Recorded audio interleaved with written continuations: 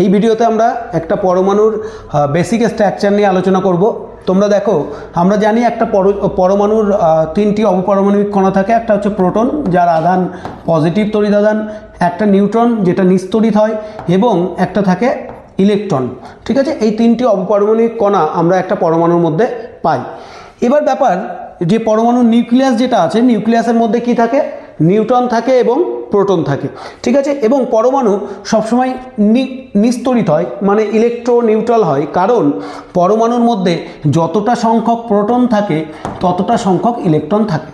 এবার কোশ্চেনটা হচ্ছে, আমরা জানি সমজাতীয় আধান পরস্পরকে বিকর্ষণ করে এবং বিপরীতধর্মী আধান পরস্পরকে আকর্ষণ করে। কিন্তু আমরা যদি নিউক্লিয়াসটাকে দেখি পরমাণুর, তাহলে দেখব এর মধ্যে কিন্তু প্রোটন আছে, প্রোটনগুলি আছে, সবগুলোই কিন্তু পজিটিভ তড়িৎ আধান যুক্ত।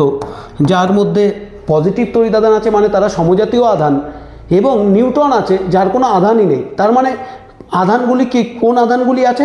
পজিটিভ আধানগুলি একসঙ্গে জোট বেঁধে নিউক্লিয়াসের মধ্যে আছে।